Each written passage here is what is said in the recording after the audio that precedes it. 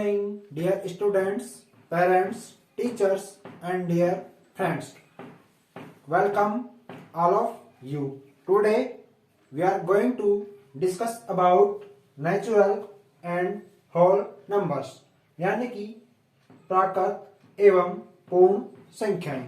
आज का हमारा है लेक्चर 5, क्लास 6 to 10th के लिए उपयोगी होगा, साथ ही अभिभावकों के लिए भी उतना ही उपयोगी होगा, क्योंकि अभिभावक से बच्चा जब सीखता है तो अपने दिमाग में, मेमोरी में अच्छी प्रकार से बिठा सकता है। या अभिभावक अगर बच्चे को किसी प्रश्न में समझने में या किसी परिभाषा में दिक्कत आ रही हो तो वो उनको आसानी से समझा पाएंगे। ठीक है, तो आप बने रहेगा अंत तक। ठीक है, चलो स्टार्ट करते हैं।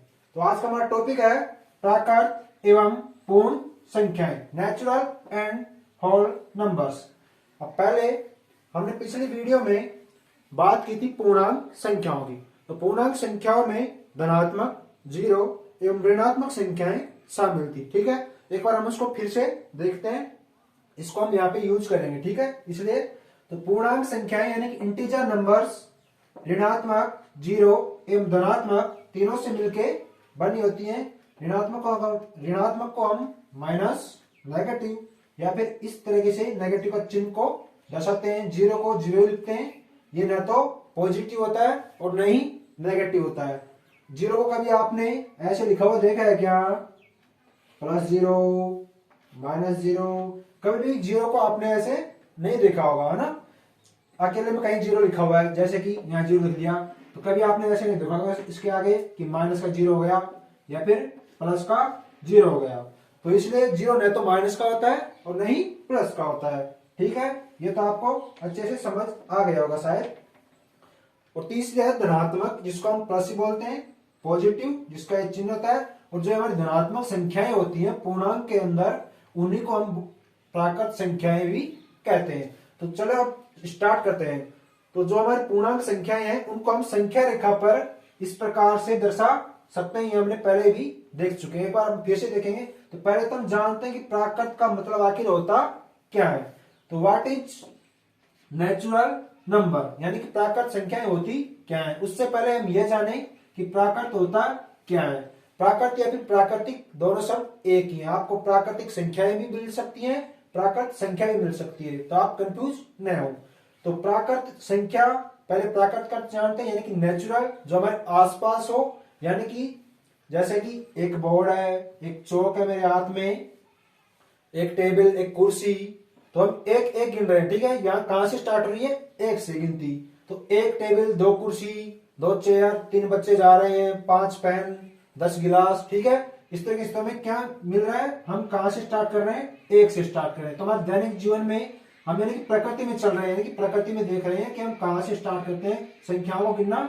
एक से स्टार्ट करते हैं। तो हमारे एक जो स्टार्ट कहां से हो रही है? एक से। तो 1, 2, 3, 4 इस तरीके से जो आगे चलते जाएंगे। तो ये जो हमारी संख्याएं होती हैं इनको हम बोलते हैं प्राकृत संख्याएं, क्योंकि हम प्रकृति में अक्सर एक से स्टार्ट करते हैं। कभी आप ऐसे नहीं कहोगे कि जीरो बोर्ड रखा हुआ है या फिर जीरो चौक मेरे हाथ में, कभी नहीं कहोगे ना। आप बोलते हो कि एक चौक आपके पास, ठीक है, एक टुकड़ा है चौक का, एक बोलते हो आप, है ना। तो एक यानी कि एक से स्टार्ट होती है। ठीक है, तो आई होप आपको समझ आ गया होगा प्राकृत का मतलब क्या होता है। अब देखते हैं कि प्राकृत संख्या होती क्या है। तो सबसे पहले हम पूर्णांक को, ये हमारी नंबर लाइन हो गई, यानी कि संख्या रेखा, उसके बीचों बीच जीरो रखा, राइट साइड धनात्मक संख्याएं जिनको हम प्राकृत संख्याएं बोल रहे हैं, और उसके लेफ्ट साइड ऋणात्मक जिनको हम नेगेटिव बोलते हैं। ठीक है, तो जब हम संख्या रेखा को अगर आप अच्छे से देखेंगे तो आप इसी से आपकी प्राकृत, पूर्ण और पूर्णांक, आप तीनों की परिभाषाएं याद कर सकते हैं अगर आपको संख्या रेखा याद है। कैसे? देखिए, जब हम जीरो को छोड़ते हैं और एक से स्टार्ट करते हैं और इधर जाते हैं, यानी कि धनात्मक की तरफ जाते हैं, एक आएगा, उसके बाद 2, उसके बाद 3, यानी कि संख्याएं बढ़ती जा रही हैं। इधर आपकी संख्याएं बढ़ती चली जाएंगी। तो ये आपकी पूर्णांक संख्याओं में जो धनात्मक संख्याएं होती हैं उनको हम बोलते हैं प्राकृत संख्याएं, जो कहां से स्टार्ट होती हैं? एक से स्टार्ट होती हैं। ठीक है, समझ आ गया। अगर हम इन धनात्मक संख्याओं को जीरो और ऐड कर दें, यानी कि धनात्मक संख्याओं में जीरो भी शामिल कर लिया जाए, यानी कि यहां से इधर चलेंगे हम, तो तभी ये धनात्मक है, और मैं एक जीरो ऐड कर दिया, जीरो प्लस धनात्मक, तो तब हमारी जो संख्याएं बन जाती हैं उनको हम बोलते हैं पूर्ण संख्याएं। ठीक है, समझ आ गया। और जब -1 से इधर की तरफ चलते हैं तो ऋणात्मक संख्याएं होती हैं, इनको हम ऋणात्मक ही बोलते हैं, इनका कोई भी प्रकार नहीं होता। ठीक है, प्रकार इन्हीं का होता है। जीरो अगर ऐड कर दिया प्राकृत संख्या में तो बन जाएगी पूर्ण संख्या। अगर सिर्फ धनात्मक संख्याएं हैं, एक से स्टार्ट होगी, ठीक है, प्राकृत संख्याएं कहलाएंगी। हम संख्या रेखा पर सिर्फ नंबर यानी पूरा नंबर होना चाहिए। कभी भी हम p बटा q के रूप की संख्या को नहीं लिखेंगे नंबर लाइन के ऊपर, क्योंकि हम पढ़ रहे हैं यहाँ पे पूर्णांक। तो हम कभी भी यहाँ पे आपका p बटा q के रूप में कोई संख्याएं नहीं आएंगी। तो ये आपको समझना चाहिए कि यहाँ पे पूरे अंक आएंगे। ठीक है, अब इनके बीच में कोई ऐसे कहे कोई दूसरा अंक है क्या, तो अभी फिलहाल कोई अंक नहीं है अगर हम बात करें पूर्णांक की। ठीक है, अगर हम बात करते हैं कि सिर्फ संख्या रेखा है तो दो अंकों के बीच यानी कि दो संख्याओं के बीच भी बहुत सारी संख्याएं होती हैं। अगर ये सिंपल नंबर लाइन होती जो कि एक हमारी वास्तविक संख्या होती, वास्तविक जो संख्याएं होती उनको अगर हम संख्या रेखा पर दर्शाते तो उनमें दो संख्याओं के बीच भी बहुत सी संख्याएं होती हैं, उनको आप गिन भी नहीं सकते। ठीक है, तो दो अंकों के बीच या फिर दो संख्याओं के बीच अनंत संख्या रेखा पर अनंत संख्याएं होती हैं। ठीक है, यह आपको समझ आ गया होगा। तो p बटा q के रूप में कभी भी नहीं दिखेगी आपको नंबर लाइन पर, किसमें, पूर्णांक में, क्योंकि यहाँ पे पूर्णांक का मतलब हमने कल देखा था कि पूरा अंक होना चाहिए। ठीक है, यानी कि कंप्लीट एक होना चाहिए, दो होना चाहिए, तीन होना चाहिए, पूरा जो है वही है, उसका टुकड़े नहीं होंगे। ठीक है, तो अब आते हैं इसकी परिभाषा पर, यह आपको समझ आ गया होगा आसानी से। तो परिभाषा यानी कि डेफिनेशंस। ठीक है, पहले हम प्राकृत संख्या की परिभाषा देखते हैं।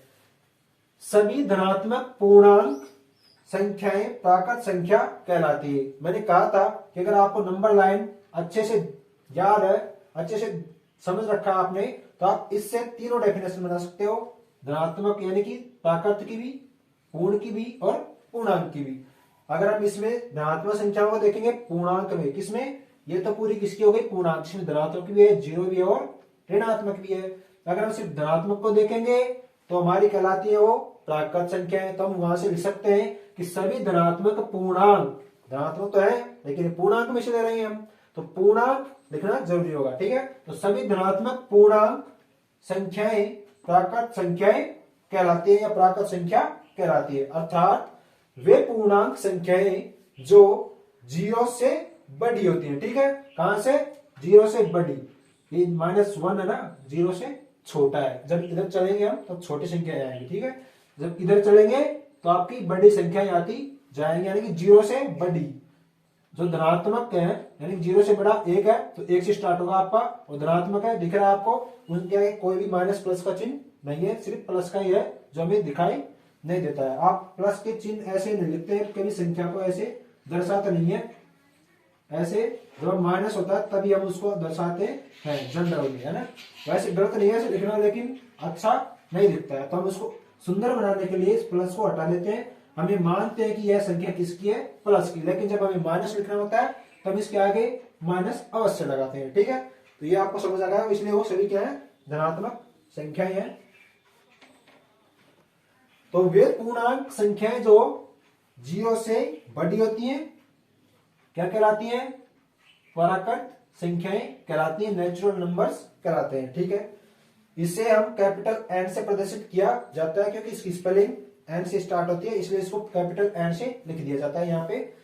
जैसे हम देखते हैं कि 1 2 3 4 5 आगे आप चलते जाएंगे, क्योंकि हमने पूर्णांक में देख लिया कि एक से स्टार्ट करो और आगे तक चलते जाओ, ये आपकी सभी प्राकृत संख्याएं आती जाएंगी। अब इसकी एक और परिभाषा देख लेते हैं।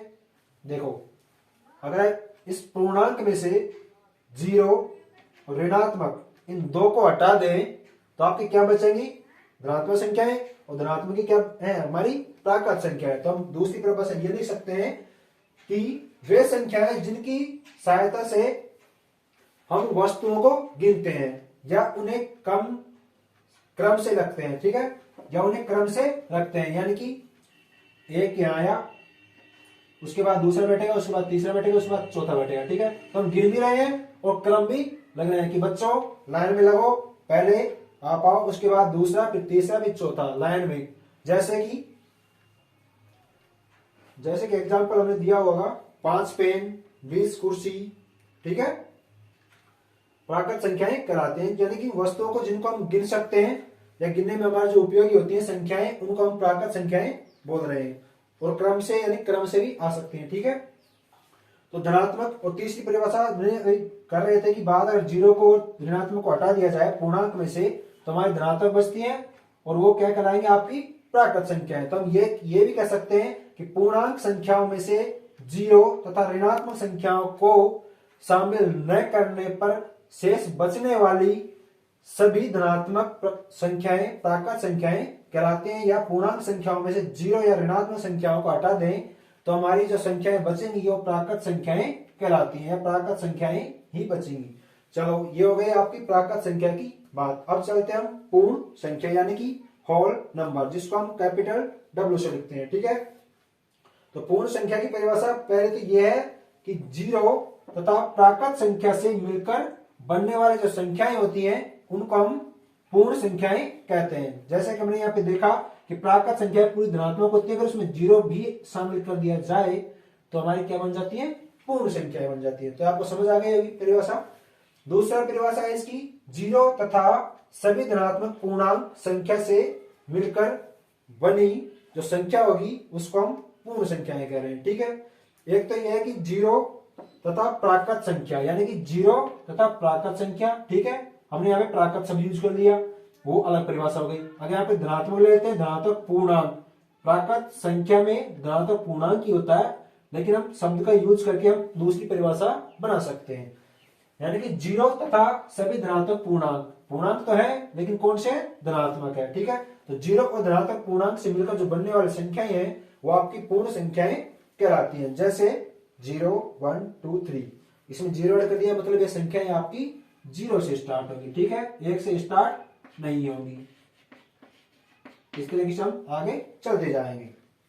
अगर हम इनको और सिंपल तरीके से देखना चाहें तो हमारे धनात्मक जो संख्याएं हैं वो सभी आपकी प्राकृत संख्याएं कहलाएंगी। और अगर इन धनात्मक संख्याओं में यदि जीरो भी शामिल कर दिया जाए, अर्थात प्राकृत संख्याओं में यदि जीरो भी शामिल कर दिया जाए तो वह आपकी पूर्ण संख्याएं कहलाएंगी, ठीक है। तो आज हमने देखा कि प्राकृत और पूर्ण संख्याओं की परिभाषा किस प्रकार है और उनको हम किस प्रकार संख्या रेखा से ही केवल प्रदर्शित कर सकते हैं। बस आपको संख्या रेखा को अच्छे से समझ लेना है। लेकिन एक चीज और देखते हैं कि प्राकृत संख्याएं आपने समझ ली कि प्राकृत संख्याएं कहां से स्टार्ट होती हैं, एक से स्टार्ट होती हैं, ठीक है। 1, 2, 3 आगे ऐसे चलते जाओगे तो आप मुझे बता सकते हैं कि सबसे छोटी प्राकृत संख्या कौन सी होगी और सबसे बड़ी प्राकृत संख्या कौन सी होगी। अपना उत्तर कमेंट बॉक्स में जरूर बताएं, वरना फिर हम अगले वीडियो में आपको जरूर देंगे। इसी प्रकार पूर्ण संख्याओं में सबसे छोटी संख्या कौन सी होगी और सबसे बड़ी संख्या कौन सी होगी, क्या इनको ज्ञात करना संभव है? अगर है तो आप कमेंट बॉक्स में उत्तर जरूर डालें, ठीक है। आज के लिए इतना ही, मिलते हैं आपकी नेक्स्ट वीडियो में, तब तक के लिए धन्यवाद।